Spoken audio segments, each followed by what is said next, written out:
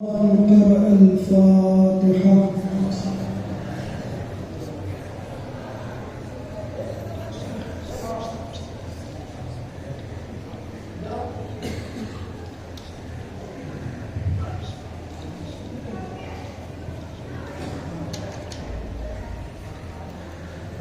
من الشيطان الرجيم. بسم الله الرحمن الرحيم. رب اشرح لي صدري ويسر لي أمري واحلل عقدة من لساني يفقهوا قولي. الحمد لله الفرد الأحد الصمد الذي لم يلد ولم يولد ولم يكن له كفوا أحد. والصلاة والسلام والتحية والإكرام على البشير النذير والسراج المنير العبد المؤيد والرسول المسدد المصطفى الأمجد مولانا ومولي الثقلين إمام القبلتين الجد الحسنين الذي سمي في السماء بأحمد وفي الأرض أبي القاسم محمد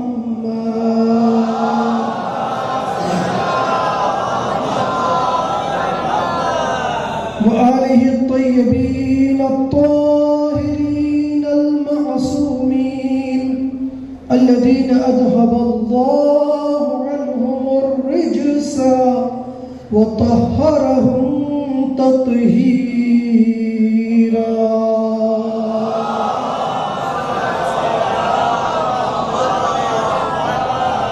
ولعنة الدائمة الباقية الأبدية المتوالية المتكاثرة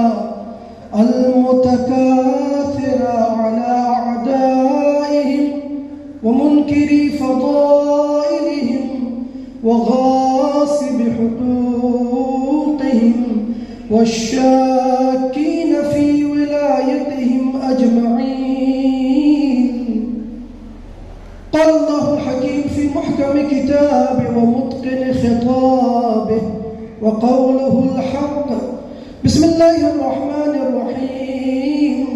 تبارك الذي بيده الملك وهو على كل شيء قدير الذي خلق الموت والحياة ليبلوكم أيكم أحسن عملا وهو العزيز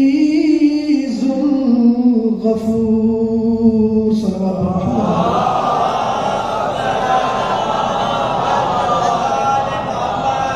ایک مرتبہ سورہ الحمد اور 3 مرتبہ سورہ قل کی تلاوت فرما کر اس کا ثواب جناب سید کاظم حسین ابن جناب سید نصیر حسین کی روح کو ایصال فرما دیں. بر محمد و آل محمد صلوات.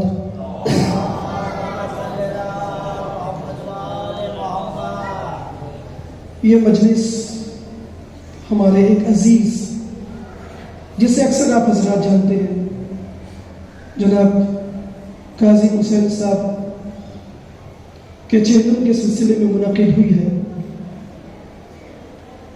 اور جو بھی برادران ملے ان کے انتقال کے بعد سے وہی کہتے تھے کہ اچانک دنیا سے چلے گئے. مجلسوں میں نظر آتے تھے اپنے نواسوں کے ساتھ، اکثر لوگ انہیں جانا کرتے تھے. ان کے ایصال ثواب کے لیے یہ مجلس ہے. عزیزو، بزرگوں، دوستوں، یہ ایک ہماری زندگی کا قاعدہ کلیہ ہے کہ جب ہم ظاہری طور پہ درد محسوس کرتے ہیں تو دوا لے لیتے ہیں، زخم پہ مرہم لگا لیتے ہیں تاکہ اس درد سے نجات مل جائے۔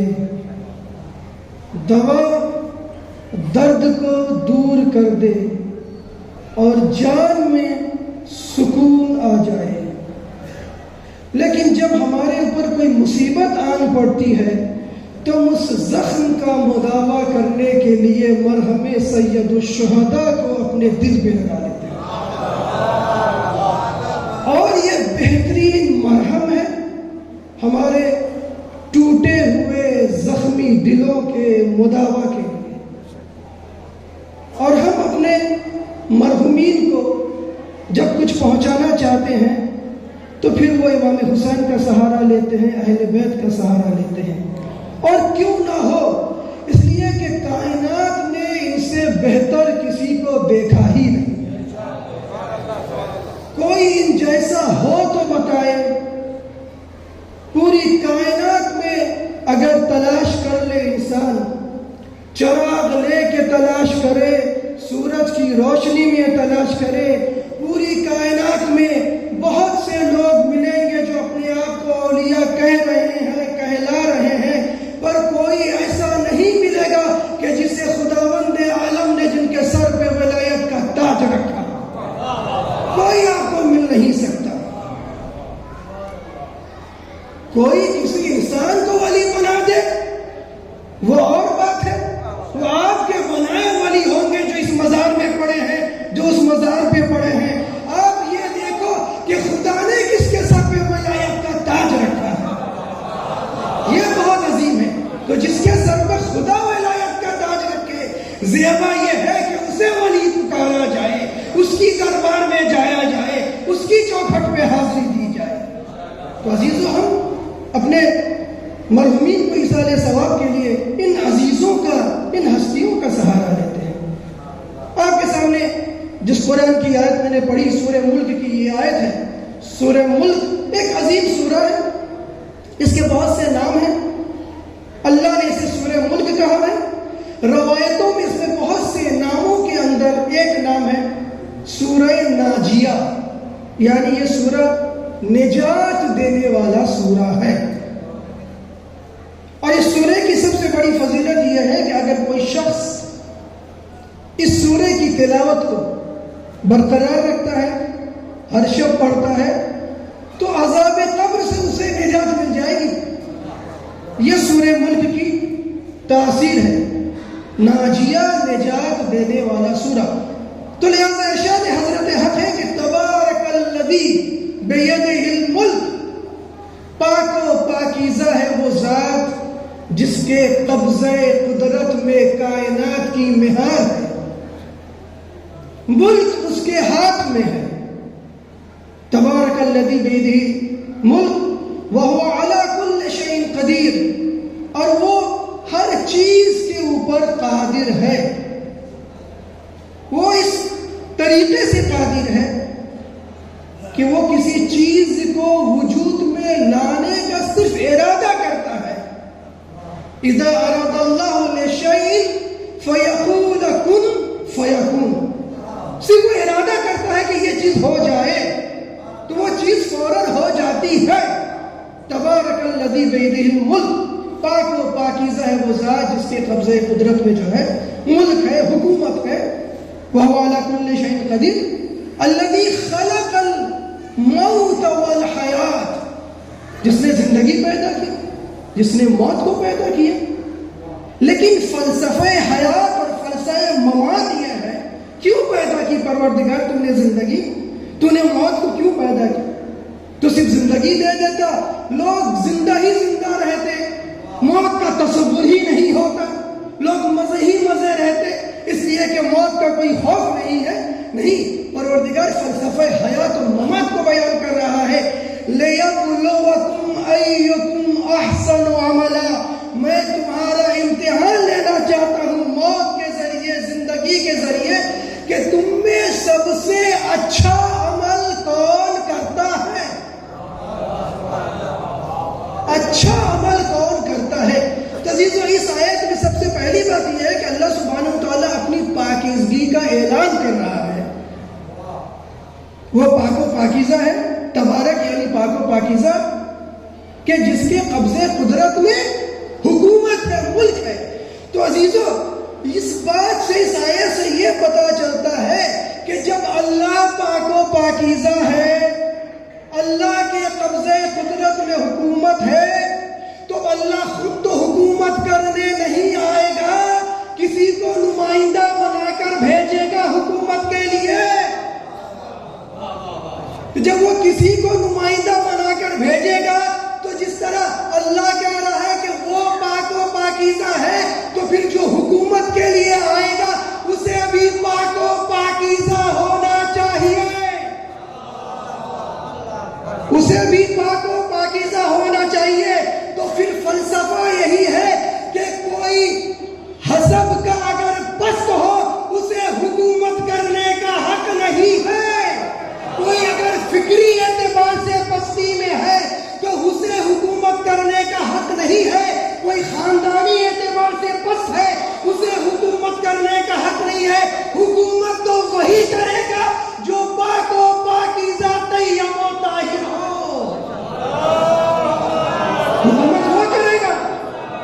قرآن کہہ رہا ہے تبارک الذی بیدہ، جب خدا حکومت کہہ رہا ہے کہ پاک و پاکیزہ ہے، تو پھر عزیزو کائنات پہ نگاہ دوڑا کے دیکھو، کوئی بھی گھر پاک و پاکیزہ ملنے والا نہیں ہے، پر ایک گھر فاطمہ کا ہے، ایک گھر فاطمہ زہرا کا ہے کہ جس کی ڈیوڑی پہ یہ لکھا ہوا ہے انما یرید اللہ لیذہب عنکم الرجس اہل البیت ویطہرکم تطہیرا. ایسا پاک بنا دیا کہ نجاست یہاں سے گزر نہیں سکتی.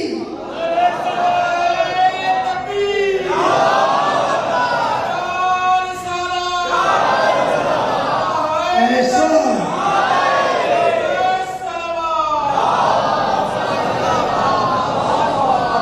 تو حکومت کرنے کا حق پاک و پاکیزہ افراد کا ہے، اور کائنات نے اس سے بہتر پاک و پاکیزہ کسی کو دیکھا نہیں ہے.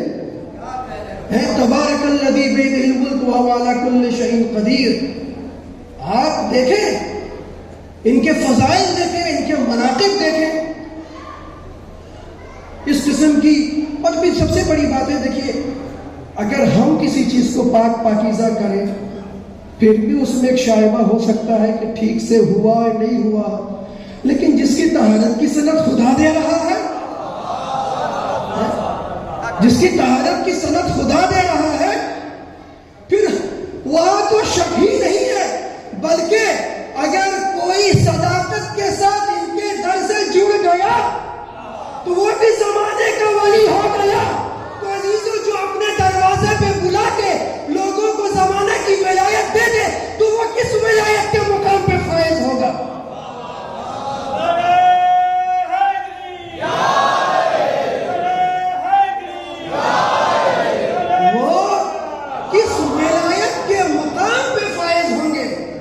جن کے در سے لوگ ولایت کو لے کر جا رہے ہوں. آپ جانتے ہیں کہ یہ بات مسلمانوں کے درمیان بالکل مشہور ہے، جتنی بھی ولایت کی ابتدا ہوئی ہے در آخر مولا کائنات ہے، وہیں سے ولایت کی انتہا ہوئی ہے. عزیز و تبارک الذی بیدہ الملک. اور پھر اللہ نے زندگی اور موت یہ پیدا کیا. فلسفہ حیات و ممات کیا ہے؟ لِیَبْلُوَکُمْ أَیُّکُمْ أَحْسَنُ عَمَلًا، تاکہ اللہ تمہارا امتحان لے، تم میں سب سے اچھا عمل کون کرتا ہے. یہاں پہ ایک بات سمجھنے کی ہے، اللہ نے قرآن میں یہ نہیں کہا، اس آیت میں یہ نہیں کہا کہ میں نے موت و حیات کو اس لیے پیدا کیا تاکہ میں امتحان لوں اور یہ دیکھوں تم میں سب سے زیادہ عمل کون کرتا ہے. اللہ نے زیادہ عمل کی بات نہیں کی، اللہ یہ کہنا چاہ رہا ہے کہ سب سے اچھا عمل کون کرتا ہے. نگاہ پروردگار میں عمل کی کثرت نہیں چاہیے، عمل بہتر ہونا چاہیے، عمل بہتر ہونا چاہیے۔ میں اس کی دلیل قرآن پاک سے آپ کی خدمت میں دے رہا ہوں۔ سورہ غاشیہ کی آیت ہے، ارشاد حضرت حق ہے، هل اتاک حدیث الغاشیہ۔ غاشیہ کے معنی ہے ڈھانپنے والی چیز، جو کسی کو اپنے لپیٹ میں لے لو، بالکل چاروں طرف سے ڈھانپ دے۔ اور غاشیہ کے ایک معنی ہے وحشتناک، کہ جسے دیکھنے کے بعد انسان وحشت میں مبتلا ہو جائے، انسان اس قدر وحشت میں مبتلا ہو جائے کہ انسان کو خود اپنے وجود کا اعتبار نہ ہو۔ تو لہذا ارشاد ہو رہا، هل اتاک حدیث الغاشیہ، اے میرے پیغمبر، اے میرے حبیب، کہ آپ کو اس وحشتناک، وحشت زدہ دن کی خبر ملی آپ کو؟ اللہ پیغمبر سے کہہ رہے، هل اتاک حدیث الغاشیہ، اس وحشت زدہ، وحشتناک دن کی خبر آپ کو ملی؟ وجوہ یومئذ خاشعہ، کہ جس دن انسان کے چہرے پہ ذلت کے غبار اڑ رہے ہوں گے۔ یہ قیامت کی طرف اشارہ ہے، اتاک حدیث الغاشیہ، وجوہ یومئذ خاشعہ، جس دن انسان کے چہرے ذلت سے بالکل جھکے ہوئے ہوں گے۔ اس کے بعد اللہ کا ارشاد ہو رہا، عاملۃ ناصبہ تصلی نارا حامیہ۔ یہ وہ لوگ ہیں، بہت توجہ میرے عزیزوں، اللہ کے پیغمبر سے کہہ رہے، پیغمبر کہ آپ کو غاشیہ یعنی روز قیامت کی خبر آپ تک پہنچ گئی کہ جس دن چہرے ذلت سے جھکے ہوئے ہوں گے، اور وہ کون چہرے جھکے ہوئے ہوں گے؟ اب ارشاد ہو رہا ہے، عاملۃ ناصبہ، یہ وہ لوگ ہیں جو بہت زیادہ عمل کیا کرتے تھے، اور اس عمل میں بہت زیادہ اپنے آپ کو تھکا دیا کرتے تھے۔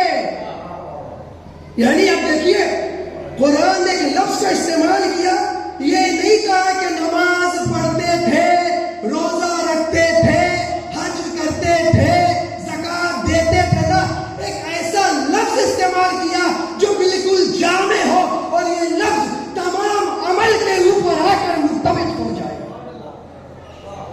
عاملۃ ناصبہ، یہ بہت عمل کرتے تھے اور بہت سخت ہوتے تھے، بڑی نمازیں پڑھتے تھے، بہت سجدہ کرتے تھے، بہت چکر لگایا کرتے تھے کعبے کا، بہت عبادت کیا کرتے تھے، عاملہ، عمل کرنے والے تھے، ناصبہ، اور بڑی محنت کرتے تھے عمل، لیکن نتیجہ کیا ہوا؟ تصلی نارا حامیہ، یہ جہنم کے جلتے ہوئے آگ میں پہنچا دیے گئے۔ جہنم کے جو گرم جہنم کی آگ ہے اس میں پہنچا دیے گئے۔ تو عزیزو، زیادہ عمل کرنے سے نجات نہیں ملے گی، نجات تو بہترین عمل کرنے سے ملے گی۔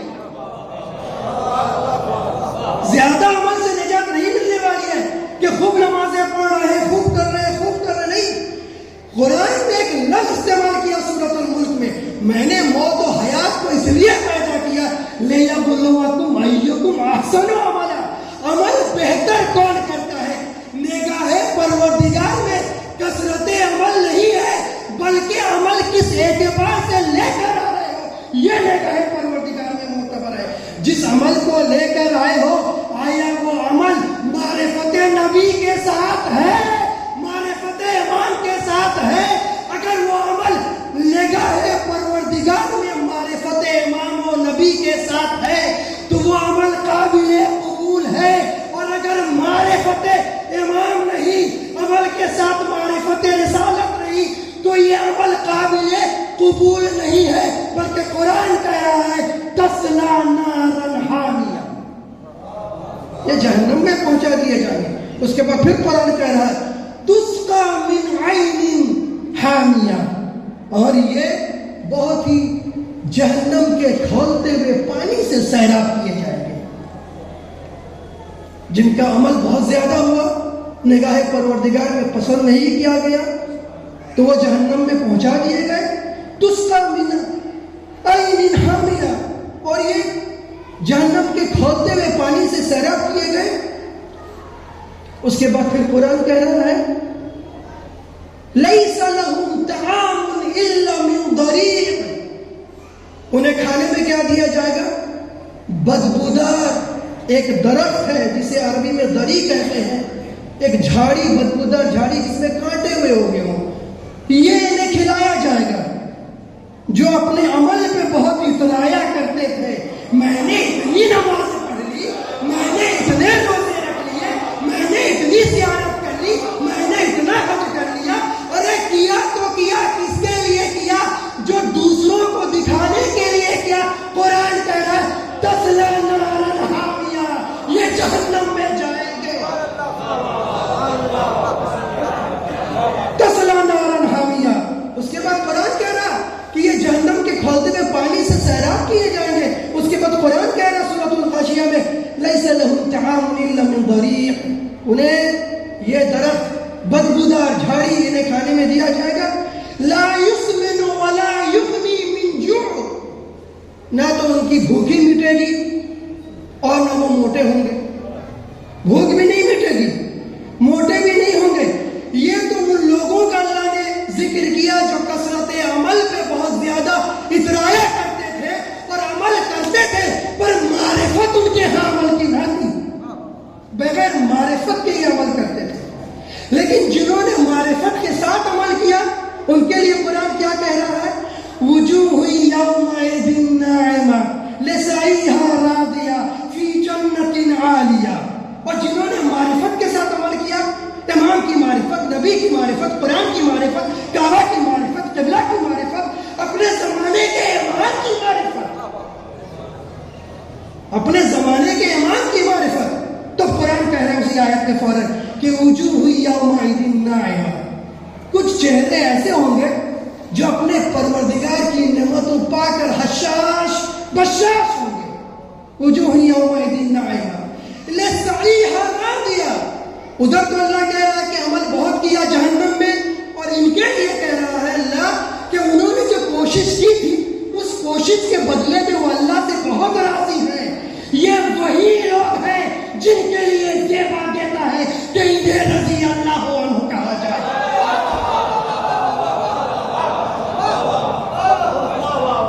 یہ وہی لوگ ہیں کہ جن کے لیے قرآن کہہ رہا رضی اللہ عنہ ورضوا عنہ. اللہ ان سے راضی ہے اور یہ اللہ سے راضی ہے. یہ وہ لوگ کہ جن کے لیے کہا جائے کہ رضی اللہ عنہ ورضوا عنہ. ذالک لمن خشی ربہ. یہ وہ لوگ ہیں جو مقام خشیت میں، مقام خوف میں اپنے پروردگار کی عظمت کا انہوں نے جو ہے احترام کیا. یہ عزیزو، جو مقام خوف میں عظمت کا احترام کون کر سکتا ہے؟ مقام خوف میں عظمت خدا کا احترام وہی کر سکتا ہے جو عظمت زہرا کا احترام کرے. جو عظمت زہرا کا احترام کرے وہ ہر مقام میں مقام پروردگار اعظم کا خوف کا احترام اسے ہے.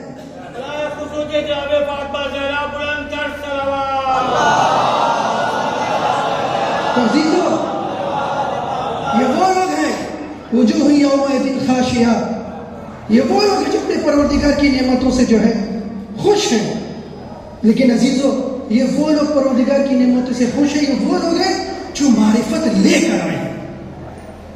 اسی وجہ سے کہ پیغمبر اسلام نے فرمایا جو حدیث تمام مسلمانوں کی کتابوں میں موجود ہے، تمام مسلمانوں کی کتابیں موجود ہے، کوئی بھی انکار نہیں کر سکتا. حضرت نے فرمایا کہ من مات ولم يعرف امام زمانہ مات میتۃ جاہلیہ. جو شخص اپنے زمانے کے امام کو پہچانے بغیر مر جائے اس کی موت جہالت کی موت ہے.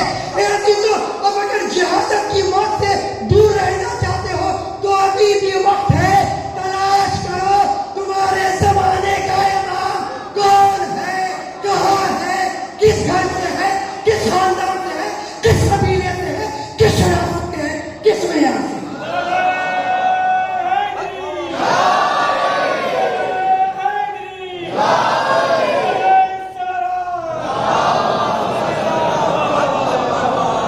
تلاش کرو.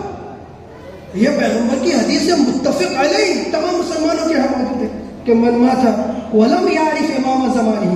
اچھا لطف کی بات تو یہ ہے کہ حضرت نے فرمایا کہ اپنے زمانے کے امام کو، یعنی 300 سال پہلے تھے تو اپنے زمانے کے امام کو، 300 سال کے بعد آ رہے ہو تو اپنے زمانے کے امام کو، قیامت آتی رہے وہ لوگ بھی آ جائے تو اپنے زمانے کے امام کو. پھر وہ کون ہے جن کا سلسلہ امامت اس زمانے سے جا کر مل جائے؟ من مات ولم یعرف امام زمانہ مات میتۃ جاہلیہ. جہالت یعنی عزیزو اگر کوئی اپنے زمانے کے امام کو نہ پہچانے اور مر جائے تو جہالت کی موت ہے. ظاہر ہے جب امام زمان کو نہ پہچاننے کے بعد موت جہالت کی ہے تو عبادت بھی جہالت کی ہوگی. اس لیے کہ بغیر معرفت کے عبادت بھی قابل قبول نہیں ہے، بغیر معرفت امام کے عبادت بھی قابل قبول نہیں ہے. تو عزیز اللہ سبحانہ وتعالیٰ نے جو زندگی پیدا کی، اس نے موت و حیات کا جو ایک ہمارے سامنے دفتر اس نے کھول کے رکھا. اس نے یہ کہا کہ میں آزمائش کرنا چاہتا ہوں تم میں سب سے اچھا عمل کون کرے، سب سے اچھا عمل. اور سب سے اچھے عمل کے لیے انسان کو اپنے دل میں خلوص اور اخلاص پیدا کرنے کی ضرورت ہے.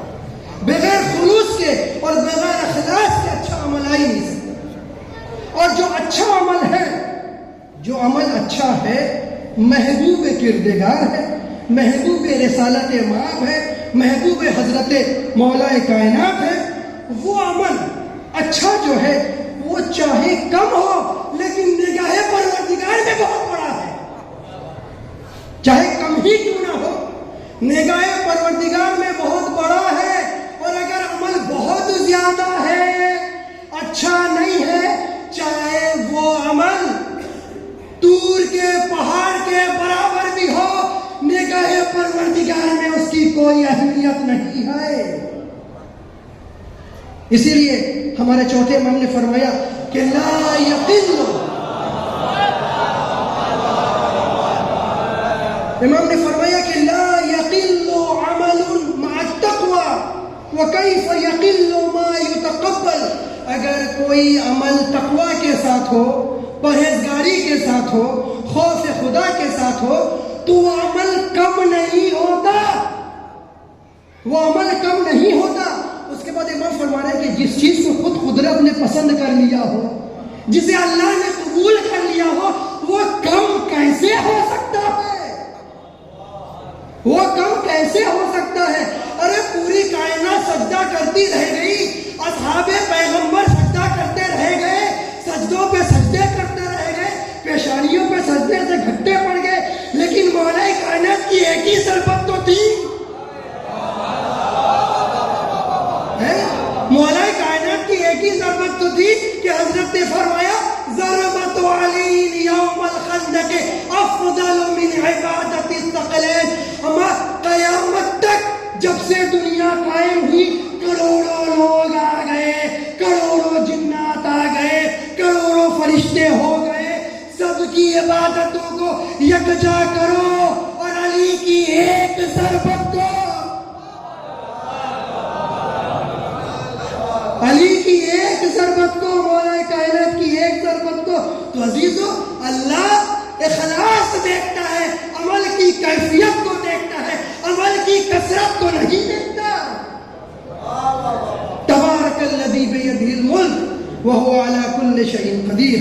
اس نے موت و حیات زندگی سب پیدا کی تاکہ امتحان لے بندوں کا. عزیزو ہر وقت ہمارے لیے امتحان ہے.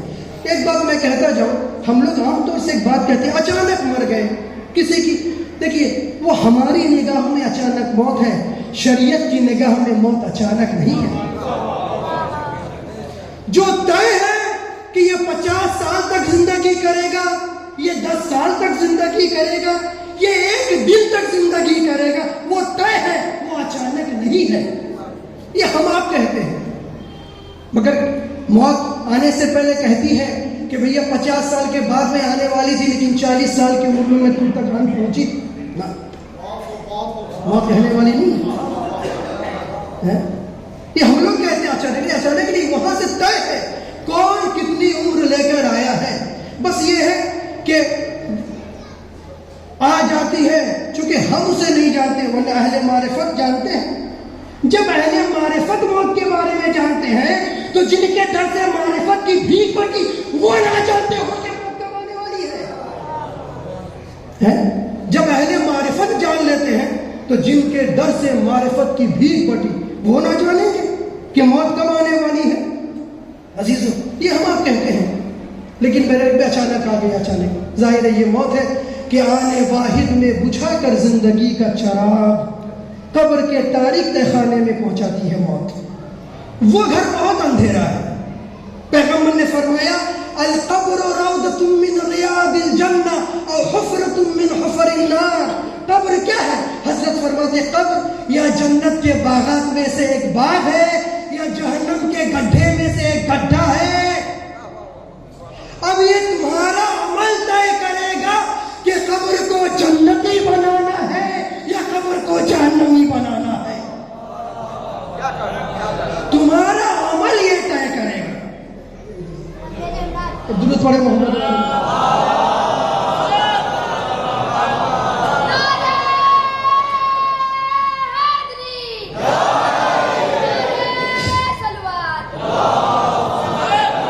خبر کیا ہے؟ القبر روضۃ من ریاض الجنہ، یا جنت کے باغات میں سے ایک باغ ہے، اور حفرۃ من حفر النار، یا جہنم کے بھڑکتے ہوئے شعلے جو ہے گڈھے میں سے ایک گڈھا ہے. تب اس کو تبدیل کرنا یہ آپ کا کام ہے، ہمارا کام ہے. بھئی جب بچہ امتحان دینے سے پہلے جو رزلٹ بنایا جاتا ہے اسکولوں میں، کالجوں میں، دفتروں میں، وہ بالکل سفید ہوتا ہے. اب بچوں کی پڑھائی، اس کا عمل اس رزلٹ کو ترتیب دیتے ہیں کہ یہ کامیاب ہوں گے یا کامیاب نہیں ہوں گے. جب دنیاوی رزلٹ کا یہ عالم ہے تو اس دفتر کا کیا عالم ہوگا جو پروردگار ہمیں ہمارے ہاتھوں میں دینے والا. اقرأ کتابک کفی بنفسک اليوم علیک حسیبا. قیامت کے دن ہمارے نامہ عمل ہمیں دیا جائے گا اور فرشتے کہیں گے اقرأ، پڑھ، کتابک، اپنے نامہ عمل کو، لفظوں کو بدل کے کہوں اپنے رزلٹ کو. اقرأ کتابک، اپنے رزلٹ کو پڑھو. کفی بنفسک اليوم علیک حسیبا. آج کے دن جو کچھ تم نے کیا اس حساب و کتاب کے لیے کافی ہے. یہ عزیزو، دنیا میں ہم سب رہنا چاہتے ہیں، عیش و آرام کی زندگی ہم گزارنا چاہتے ہیں. بہتر طریقے سے ہر شخص چاہتا ہے. ہر ایک کو اچھی زندگی گزارنے کا حق ہے، ہر ایک کو اچھا کھانے کا حق ہے، ہر ایک کو بہترین طریقے سے زندگی گزارنے کا حق ہے. اور اسلام نے یہ حق دیا ہے، اسلام نے یہ حق دیا ہے کہ انسان اچھا کھائے، اچھا پہنے. اگر ہے تو کہ علماء نے کہاں سے آپ نے یہ کہا کہ اسلام نے یہ حق دیا ہے؟ اسلام تو فقر و فاقہ کی بات کرتا ہے. بھئی مولا کائنات فرماتے ہیں، ایک درود پڑھے محمد علیہ وسلم. یہ حدیث سنیں، کتنی بہترین حدیث. حضرت فرماتے ہیں ان اللہ جمیل ویحب الجمال. اللہ خوبصورت ہے. اب یہاں خوبصورت کے معنی وہ معنی نہیں ہے، یعنی حسن جتنے بھی ہیں وہ اللہ کے لیے ہیں. حسن جتنے بھی ہیں وہ اللہ کے لیے. ان اللہ جمیل ویحب الجمال.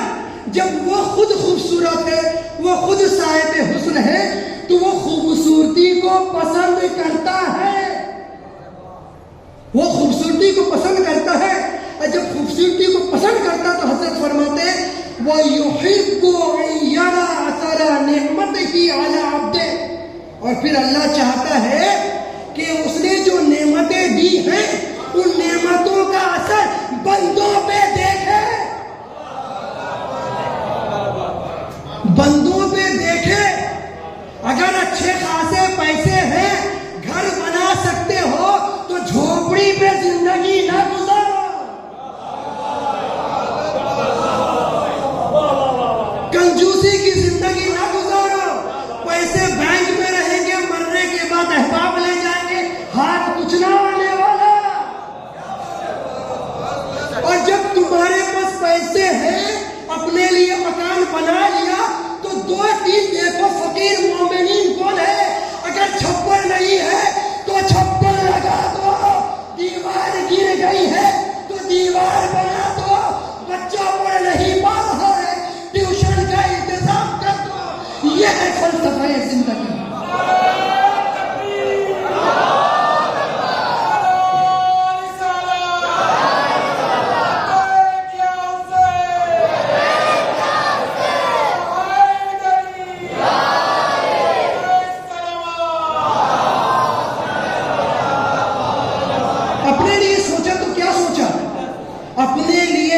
جانور سوچتے ہیں.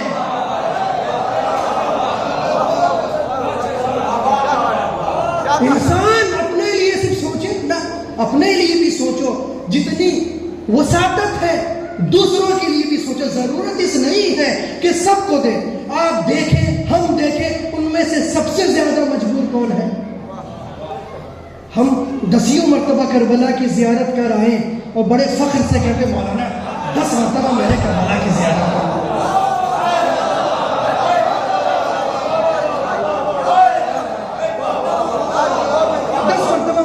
کربلا کی زیارت کر لی.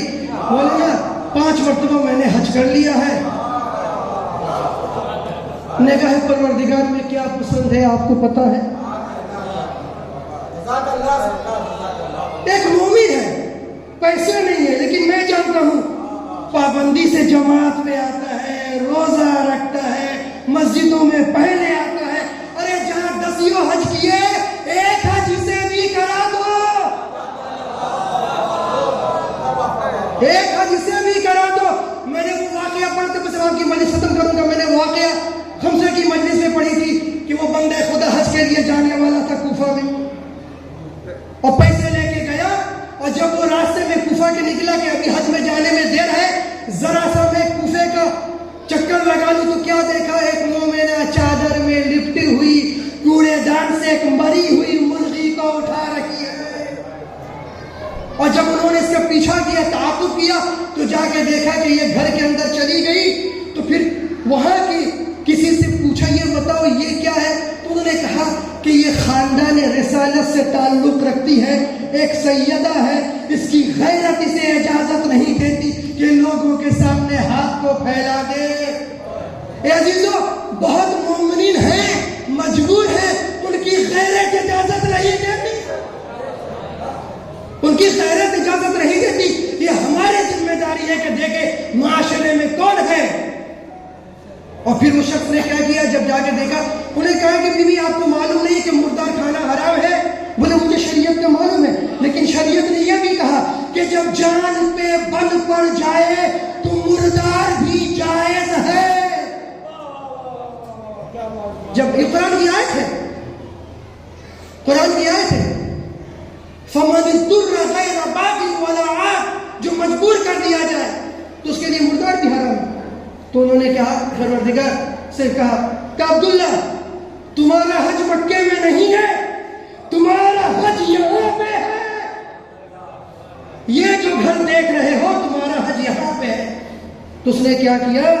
اپنی پوری دولت جو حج کے لیے اس نے تھا اسے دے دیا کہ بی بی آپ اپنے بچوں پہ اسے خرچ کریں. اور پھر وہ کوفے میں انتظار کرتا رہا. قافلہ چلا گیا، حج سے لوگ واپس آ گئے. اب جب حج سے لوگ واپس آ گئے تو اس نے کہا عبداللہ تم فلاں مقام پہ دعا کر رہے تھے، میں نے کتنی آواز دی، تم نے نہ سنی میری آواز. اور آفاق میں تمہیں بلاتا ہے گیا، عبداللہ آ جاؤ. کتنے مگن تھے زیارت میں. اب یہ سوچ رہا ہے میں کہاں اور حج کہاں، میں نے ساری دولت اس غریبہ کو دے دی. اے عزیزو، اب روایت میں یہ ہے کہ جب اس نے اللہ کے لیے اپنی حج کی دولت کو اس سیدہ علویہ کو دے دی اور کہا پروردگار ہمارا حج تو یہاں پہ ہے، تو اللہ نے اس کے ہو بہو ایک فرشتے کو خلق کیا اور اسے کہا تم جاؤ حج میں، میرے اس بندے کی طرف سے حج کرو، اور جب تک یہ زندہ رہے اس کے نام اعمال میں حج کا ثواب لکھتا رہنا. کمال یہ نہیں ہے کہ ہم نے 10 حج کر لیے، ہم نے 10 زیارتیں کر لی. کمال یہ ہے کہ اللہ کے لیے کیا اور کچھ بندوں کے لیے بھی کر دیں. بس یہ کمال ہے عزیزو، یہ ہمارا ہونا چاہیے. بس انسان وہ ہے جو اپنے لیے بھی سوچے اور غیروں کے لیے بھی سوچے. بس عزیزو، آپ کی مجلس ختم. یہ مہینہ حضرت صدیقہ کبریٰ کا مہینہ ہے. کون صدیقہ؟ فاطمہ. کون فاطمہ؟ کہ جب ہم کہتے ہیں اللہم بحق فاطمہ وانت فاطر السماوات والارض، پروردگار تجھے فاطمہ زہرا کا واسطہ دے رہا ہوں، تو آسمان و زمین کو جدا کرنے والا ہے، الگ کرنے والا، جدا کرنے والا ہے۔ اور یہی وجہ ہے، روایت میں ہے، لماذا سمیت الفاطمہ بالفاطمہ، فاطمہ زہرا کو فاطمہ کیوں نام رکھا گیا؟ کیونکہ وہ اپنے چاہنے والوں کو آتش جہنم سے الگ کریں گی، لیکن چاہنے والے بھی ایسے ہو جائیں کہ مقام شکر میں فاطمہ یہ کہے کہ ہاں یہ میرے چاہنے والے۔ یہ عمل سے زندگی بنتی ہے، دوزخ بھی جہنم بھی۔ یہ بندہ اپنی قسمت میں نہ نوری ہے نہ ناری ہے، عمل انسان کا عمل بناتا ہے۔ عزیزو، مقام حضرت فاطمہ زہرا کو کون پہچانے؟ یا خدا جانے یا علی جانے؟ اور اس نے قرآن میں کہا اتنا آتا ہے کل کوثر۔ آیت اللہ العظمیٰ شہید محمد باقر الصدر کا ایک واقعہ ہے، اور اتفاق کی بات یہ ہے کہ یہ واقعہ میں نے آج ہی دیکھا اور آپ کے سامنے یہ بیان کر رہا ہوں۔ اب دیکھیں عصمت حضرت فاطمہ زہرا اور ان کی خاتون جو ہوتی ہے کنیز ہے ان کی۔ اب دیکھیں آیت اللہ باقر الصدر کے پاس ایک شخص گئے، بہت بڑے تاجر تھے، جو بہت بڑے تاجر تھے، تو ملاقات کرنے کے لیے کہ اپنی بیگم کو بھی لے کر گئے۔ تو جب دروازے پہ دق الباب کیا تو آغا صدر آئے تو وہ مردانے میں چلے گئے، اور ان کی جو بیگم تھی تو انہوں نے اندرونی راستے کی طرف قدم بڑھایا اور دروازے پہ دق الباب کیا۔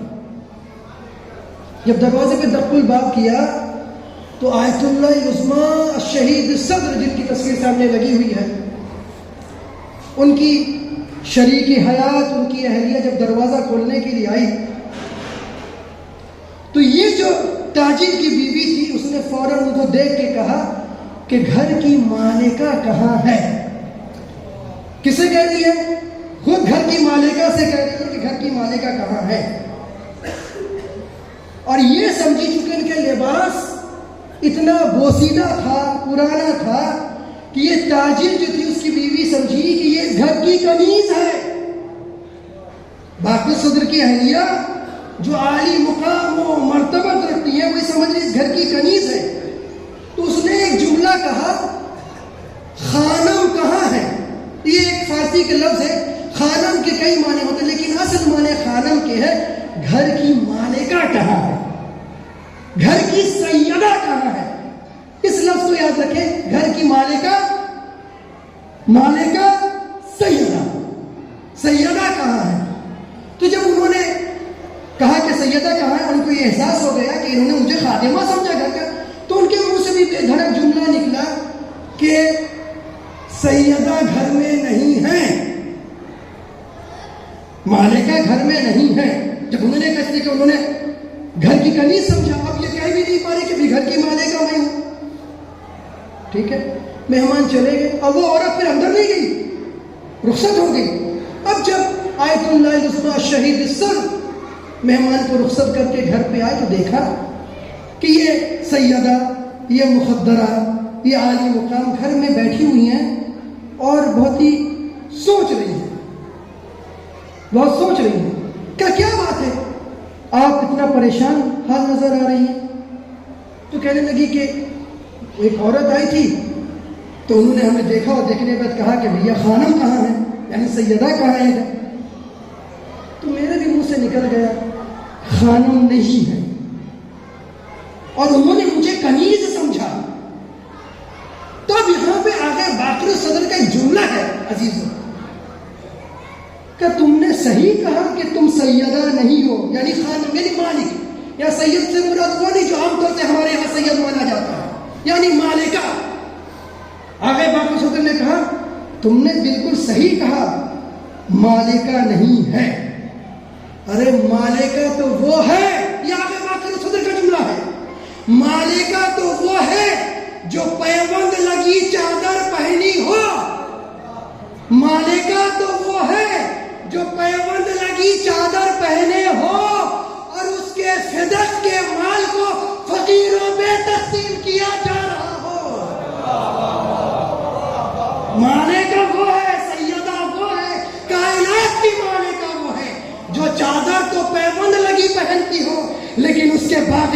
کے مال فقراء میں تقسیم ہو رہے ہو، تم لے لو، تم لے لو، تمہارے کام آ جائے، تمہارے کام آ جائے، سب کو بانٹ دیا، گھر میں کچھ نہیں ہے، یہ ہے مانے کا۔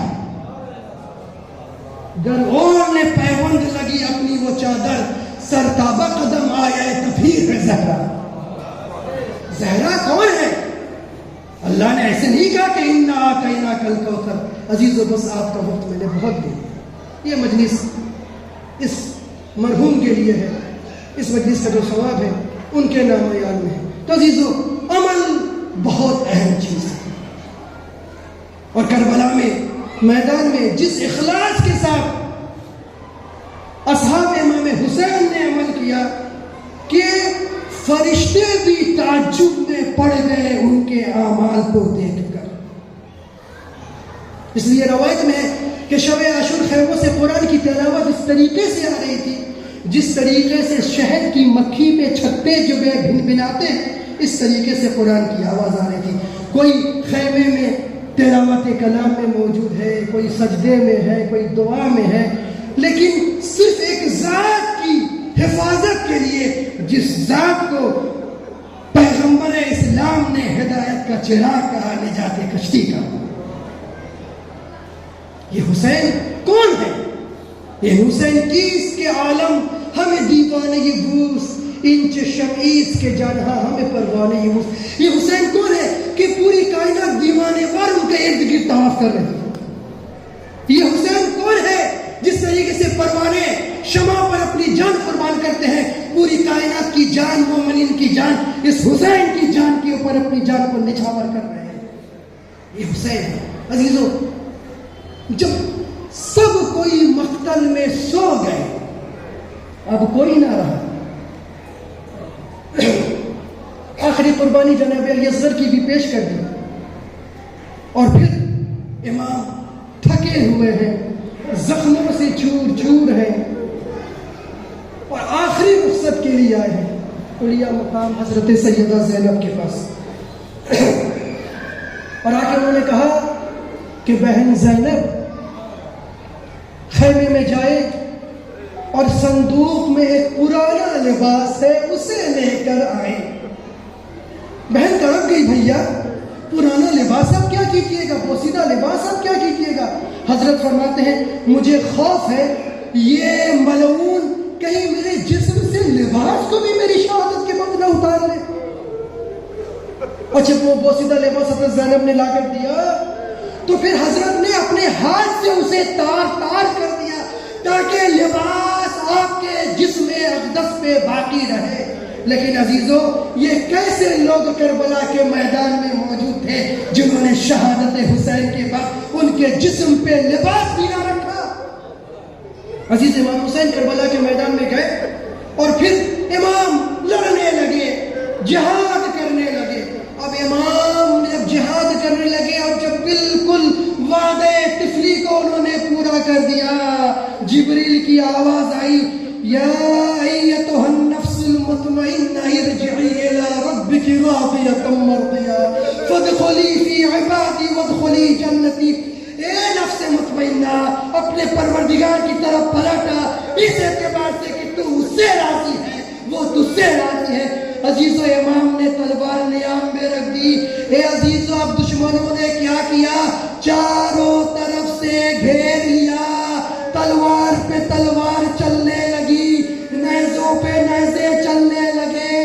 اے عزیزو جب کسی کو کچھ نہ ملا تو کربلا کے میدان سے پتھر اٹھا اٹھا کے امام کے اوپر پھینکنے لگے۔ اے عزیزو اجرکم علی اللہ، خدا کسی غم میں نہ رلائے۔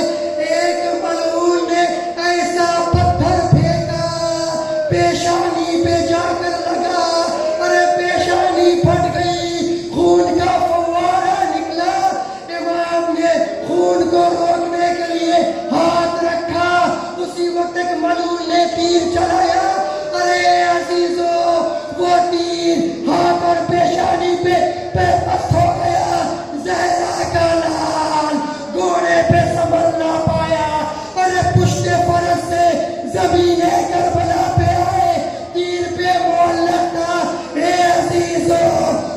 سے شبر کا کند خنجر بڑا. اے حسین ارے آخری وقت ہے. ایک ماں کی آواز آنے لگی. اے شمر بے حیا میرا بچہ ہے بے گناہ.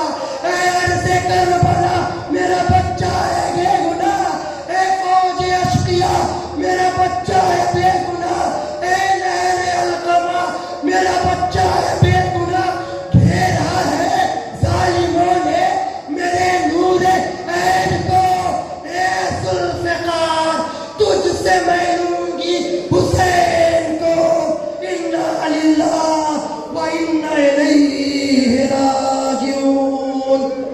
رضا بقضائه وتسليما لأمره. ألا لعنة الله على القوم الظالمين. سيعلم الذين ظلموا أي منقلب ينقلبون. اللهم بحق محمد وأنت المحمود وبحق علي وأنت الأعلى وبحق فاطمة وأنت فاطر السماوات والأرض وبحق الحسن وأنت المحسن وبحق الحسين وأنت قديم الإحسان وبحق 9 المعصومين من ذرية الحسين عليهم السلام. پروردگار اس مجلس کا جو ثواب ہے اس کے ثواب کو جناب سید قاضی حسین ابن سید نصیر حسین کی روح کو ایصال فرما. اے اللہ ان کی مغفرت فرما. ان کی قبر میں اپنی رحمت کو نازل فرما. جو بھی مومنین و مومنات اس دنیا سے چلے گئے سب کی مغفرت فرما. پروردگار امام عصر کے ظہور میں تاجیل عطا فرما. پوری دنیا میں جہاں جہاں مومنین و مومنات ہیں ان کی جان مال عزت آبرو کی حفاظت فرما. جو لوگ اس مجلس میں ہیں یا کہیں سے بھی سن رہے ہیں ان سبوں کے اوپر اپنی خاص عنایت فرما. پروردگار میرے جوانوں کو پاکیزہ بابرکت حلال رزق عطا فرما. پروردگار ہمیں نماز قائم کرنے کی توفیق عطا فرما. ہمارے جوانوں کو تلاوت قرآن کرنے کی توفیق عطا فرما. پروردگار مساجدوں کو آباد کرنے کی توفیق عطا فرما. امام بارگاہ کو آباد کرنے کی توفیق عطا فرما.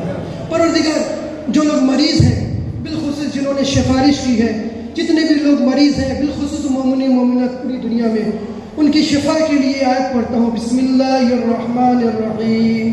اما یجیب المضطر اذا دعا ویکشف السوء.